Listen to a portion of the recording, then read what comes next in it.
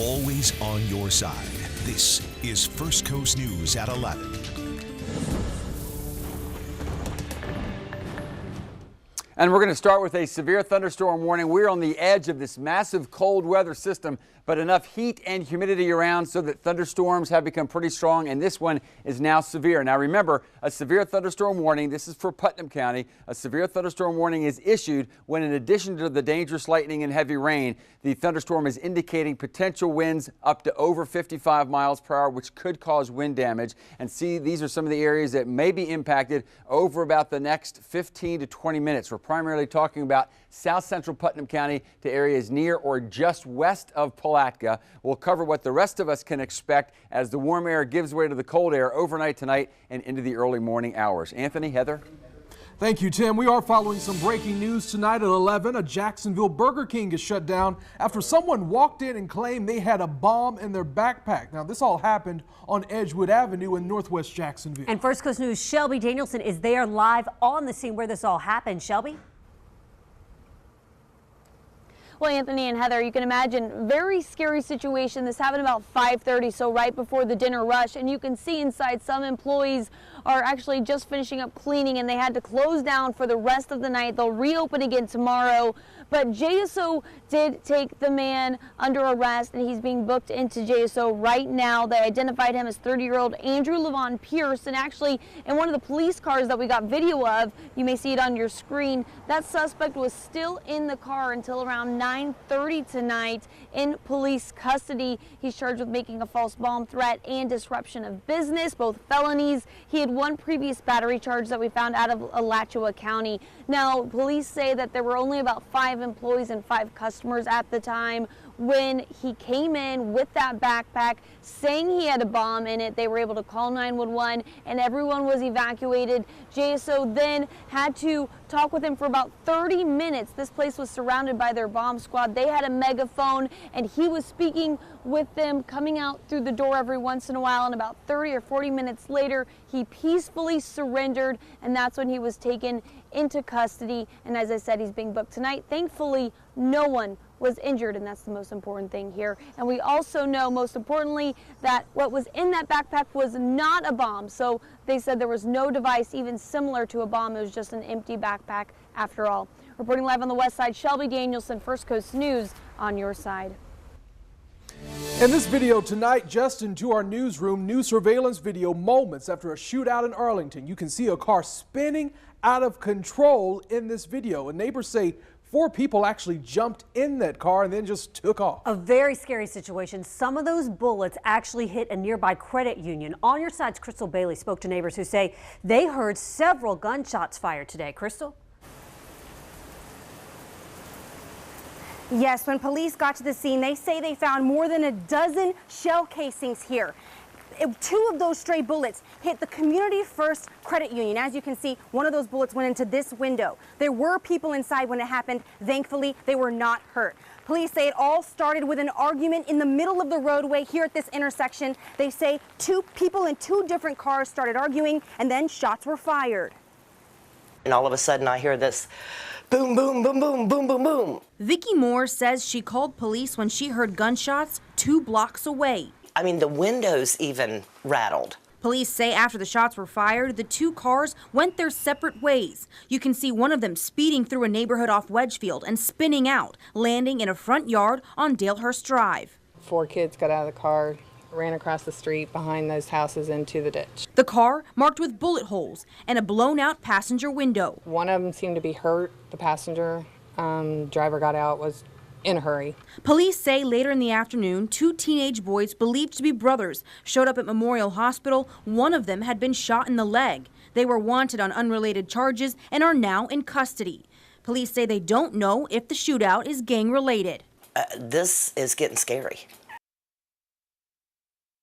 The spokesperson for the credit union says they will be open tomorrow. They said they would be repairing the minor damage, as you can see by that boarded up window. Police still do not know who was involved with this shootout. They're asking anyone with information, call the police. Reporting live from Arlington, Crystal Bailey, First Coast News, on your side. What an afternoon. Crystal, thank you. Well, new tonight, the woman who crashed into a JSO motorcyclist is now being cited. It happened a block away from a Ron DeSantis rally last month. JSO says Dawn Lewis was driving carelessly when she crossed into a lane on West Forsyth Street, crashing into that bike. This diagram you're about to see shows what happened when her car, Vehicle 1, caused the collision, according to police. The officer has been released from the hospital. The estranged husband of a Jacksonville soldier is now being indicted for her murder. Today, a grand jury indicted Victor Silvers. He stands accused in the shooting death of Brittany Silvers at Fort Campbell last month. This all happened while Brittany had a restraining order against him. If convicted, Silvers faces life in prison. Beyond the ballot tonight, the task of recounting votes has come to an end in most counties. Heather joins us now to break down the numbers county by county. So let's break down the Florida Senate race county by county. Duval election officials completing their recount today. Here are the numbers in Duval County. Only a small change. Rick Scott lost 2 votes. Bill Nelson, though, remained the same. And here are the new numbers now in St. Johns County with small changes for both candidates. Rick Scott losing 6 votes. Bill Nelson gaining 2 votes. And with all eyes still over on South Florida, recounts are still underway in Broward County. Nelson still holding a sizable lead there. And in Miami-Dade, a similar story. The recount continues with Nelson on top. And so you can see overall, Scott right now remains in the lead by just over 12,500 votes. Thank you, Heather. Now to a nationwide manhunt focused right here on the First Coast. The FBI and Clay County deputies are searching for a serial bank robber who robbed a couple of banks in our area and in other states. The latest happened just before noon today at the SunTrust Bank on Blanding Boulevard. You've probably seen his picture before. His name is Myron Ernst. Deputies say Ernst also robbed the Bank of America on Blanding Boulevard back on October 9th. If you see him, call police. Okay, has this ever happened to you where you think about something and then just a minute later you see an ad about it? Well, it might feel like Google is tracking you. Tonight, Jason Puckett verifies how Google actually works, especially during the holidays. To buy a new pair of boots, go to Google, type hiking boots.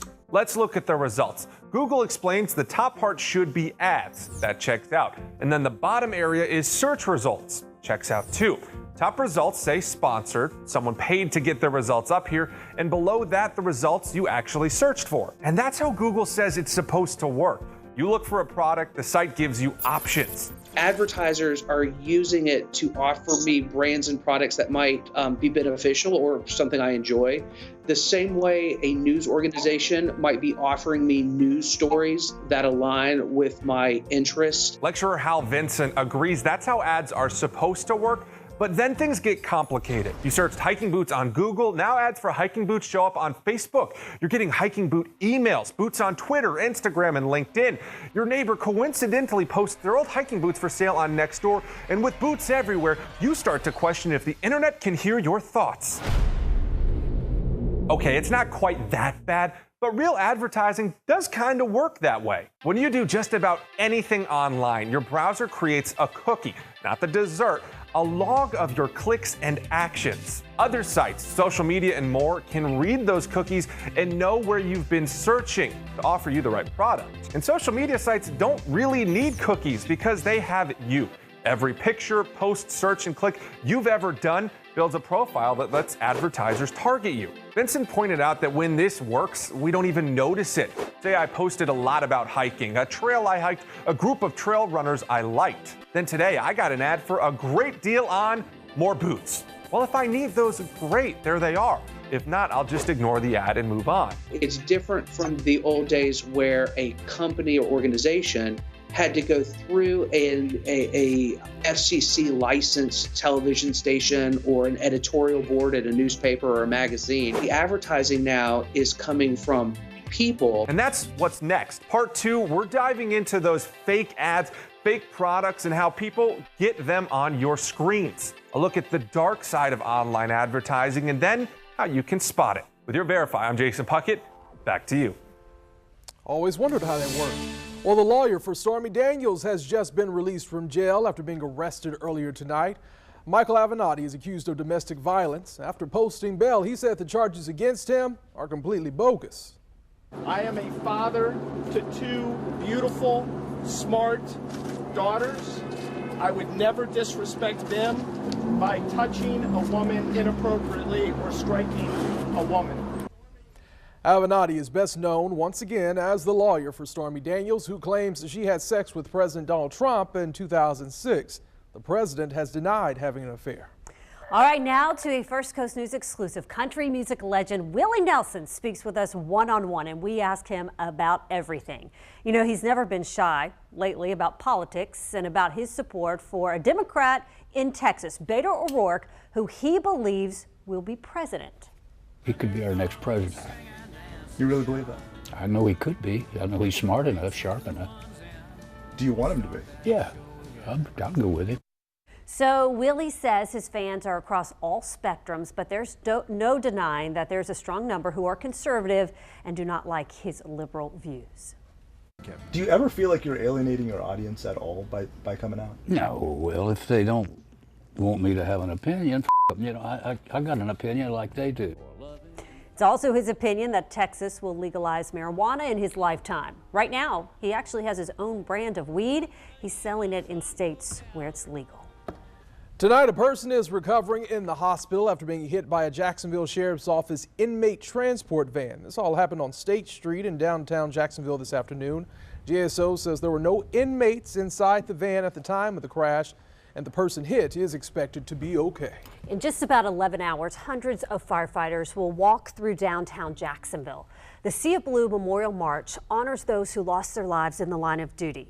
And you can do your part, showing your support by wearing red, white, and blue tomorrow and lining Hogan, Ashley, Laura, and Duval streets. That march will begin at 10 a.m.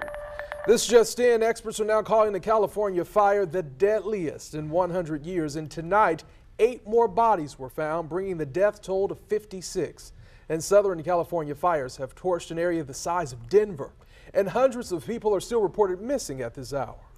Now, we might be thousands of miles from the fires here on our First Coast, but with those with loved ones in harm's way, they've been watching what's happening in California and worrying. First Coast News' Jessica Clark spoke with one woman in St. Johns County who says her sister just barely escaped the flames. Had they taken 5 or 10 more minutes, they wouldn't have gotten out. Melissa Kurtz lives in St. Johns County. Thursday morning, Tina, her sister, texted her as she was evacuating from Paradise, California, where she lives. I got a text that said, "I don't know if we're going to make it out of here. I love you." She, like so many, were stuck in traffic. The fire was getting closer and closer, and you can see her dog looking out. Tina made it out with her fiancé, but so many people did not, even at the end of her own street, as seen in this cell phone video. She sent me a text that said they've been bulldozing cars off the roads that burned, some with and some without bodies. Tina used to live in Jacksonville Beach and now lives in California. She and her fiancé lost everything in the fire. This was their camper. It's all gone. They're now living in a warehouse her fiancé owns in Chico, about 14 miles from Paradise, seen here with smoke in the sky. And other people who did make it out, they have nothing. First Coast News had asked Kurtz to do an interview about her sister in California days ago, but she was too nervous. And my sister started crying and said, you need to get the word out. The word that thousands of people have nothing left. These people have nowhere to go, they have nowhere to live, they have no clothes, they have no blankets. And she said, please do the interviews so that people will know the need. My sister feels so blessed to be alive and wants us to put it out there that there's so much more need. That was Jessica Clark with that story for us tonight. Well, take a look at this picture. You can see that it is snowing in parts of the Midwest, and here at home, the cold front has arrived. Tim Deegan is joining us right now, and Tim, it's all connected. It's all connected. It is all connected. You know, you all are sharing tragic numbers as far as the fires are concerned. But there was an interesting comparison by Meteorological Community today, and that is that as a weather/climate event, what happened in California, and you look at the amount of damage beyond the personal tragedies, right. It's equivalent with Hurricane Katrina, Superstorm Sandy, and Harvey. Incredible event. And it's all part of the same energized system that has now produced that severe thunderstorm warning. So let's go back to it. In case you missed it, we continue with the severe thunderstorm warning way down on the edge of the cold front that Anthony was talking about, but we're right on the edge of the warm air. In fact, some of us from Palatka to St. Augustine, temperature still near 70. So this is a severe thunderstorm warning. Going to slow it down for you. Remember, severe thunderstorm warning indicates possibly some wind gusts to 60, and that's our threshold when we begin to see some wind damage. Now, the storm has not intensified any, but nonetheless strong enough, again, to possibly produce wind gusts to 60, and this will continue to work to the north and to the northeast. This is highly sensitized to see if there's any kind of rotation. I don't see it now. We'll keep a close watch on it. Back to the storm, and then where the storm will make impact over about the next 30 to 45 minutes from near the Palatka Municipal Airport on up to about Bostwick. We'll keep you updated on that particular storm. For the rest of us, for the rest of the night, we've been talking about this over the last couple of days. This is now the triple point coming together, and that's just an area of low pressure that will eventually become a big storm up north, but for the next several hours we'll continue primarily with heavy rain, occasionally some strong thunderstorms. The good news for most of us, unless you're going to be out and about, is that it's while we're going through the night tonight. Bottom line is, as we're heading to work and school for the morning, we're going to have wet roadways, but these heavy thunderstorms that we'll be dealing with off and on until about 5 in the morning, we'll be out of here and heading off to the north. Temperatures relatively mild, but notice the coverage of the thunderstorms really decreasing so that by the time we get to sunrise and as we're heading to work and school, I think mostly just light showers around. Not going to be a picnic in the park tomorrow, but again, the strong thunderstorms of tonight in the early morning hours will give way. Here's another way to look at it. Watch the intense colors lift to the north, and then as we head toward about first light, they're racing up through the Carolinas and headed to the north, and then the next area surge of even colder air, that's going to clear us out. So the storms end early, some light showers during the morning, some sun late in the day, high of 64. So the really cold stuff also brings in the dry air. There goes, this is the triple point that's causing that severe thunderstorm and the heavy rains around the area. Watch it race to the northeast of us, and then comes the clear skies and the dry air, but that's polar air, and that's why temperatures will be dropping. As far as Saturday, though, all kind of outdoor events. There's Mackenzie's Run, there's the beaches cleanup, there's the Pioneer Days at the Okefenokee. Great weather for all of that stuff. On to, well, through the weekend up in Sea Island. Golf looks good. Sunday's a little bit iffy there for the game against the Steelers. Back to 70. Can't rule out a slight chance of an isolated coastal shower. The coldest mornings, that's going to be Friday and Saturday. West and northwest of downtown could see some 30s. All right, thank you, Tim. Well, trading Christmas cash for guns? The reason one company put firearms on their employees' wish list. Plus, the Jaguars' 5-game losing streak is coming to an end Sunday, and no, I did not stutter, why Pittsburgh is the perfect opponent to make that happen. Folks, we're pumping up the volume. Next in sports.